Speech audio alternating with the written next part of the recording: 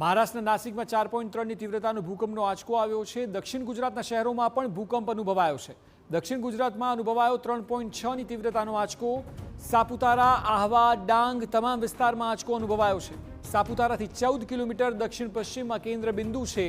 ઘરની દિવાલો અને બારીઓ ધણધણી ઉઠતા લોકોમાં ગભરાટ ફેલાયો। ભૂકંપના આંચકા અનુભવાતા લોકો ઘરની બહાર દોડી આવ્યા હતા।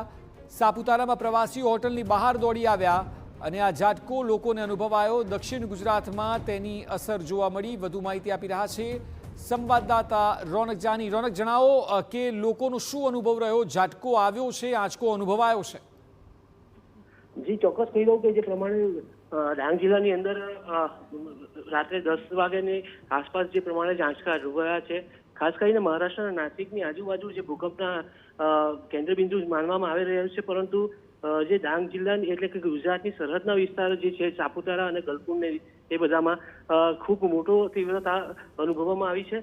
લોકો પોતાના ઘરની બહાર નીકળી આવ્યા છે। સ્કૂલ જે છે, એકલવ્ય સ્કૂલ, એ બધાના બાળકો પણ છે જે મેદાનમાં દોડી આવ્યા હતા। ખાસ કરીને હોટલ સંચાલકો છે, હોટલ સંચાલકોએ પણ જે પ્રવાસીઓ છે, પ્રવાસીઓની સુરક્ષાને લઈને લોકોને બહાર કાઢી દીધા હતા। જી અક્ષય। જી બિલકુલ, સાથે જ અત્યારે રાતનો સમય છે ને રાતમાં વધારે લોકો ગભરાતા હોય છે, તો અફવાઓ પણ ફેલાતી હોય છે। ત્યારે એ સ્થિતિમાં પ્રશાસન તરફથી કોઈ સંદેશ અપાયો છે કે લોકો વધારે ન ગભરાય? જી, અત્યારે પ્રશાસન તરફથી કોઈ જ માહિતી આપવામાં નથી આવી।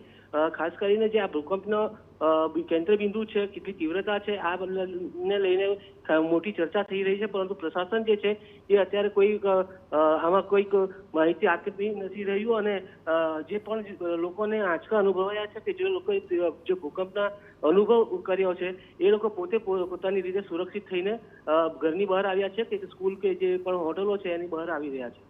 જી બિલકુલ, આભાર સમગ્ર માહિતી બદલ।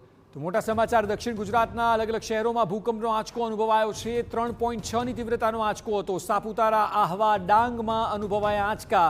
સાપુતારાથી 14 કિલોમીટર દક્ષિણ પશ્ચિમમાં કેન્દ્ર બિંદુ છે અને ઘરની દિવાલો, બારીઓ બધું ધણધણી ઉઠતા લોકોમાં ગભરાટ ફેલાયો હતો। ભૂકંપના આંચકા અનુભવાતા લોકો ઘરની બહાર દોડી આવ્યા। સાપુતારામાં તો મોટી સંખ્યામાં પ્રવાસીઓ હતા, એ બધા જ લોકો હોટલની બહાર દોડી આવ્યા અને ત્યારબાદ ના દ્રશ્યો સર્જાયા। લોકોમાં સ્વાભાવિક એક ફફડાટ છે, પરંતુ લોકો એટલું ન ગભરાવું જોઈએ। એટલી મોટી તીવ્રતાનો આંચકો નથી એટલે પેનિક ન થવું જરૂરી છે। જો કંઈ પણ વિશેષ હશે તો પ્રશાસન દ્વારા તેની જાહેરાત કરવામાં આવશે। લોકો અફવા ન ફેલાવે તે ખૂબ જરૂરી છે।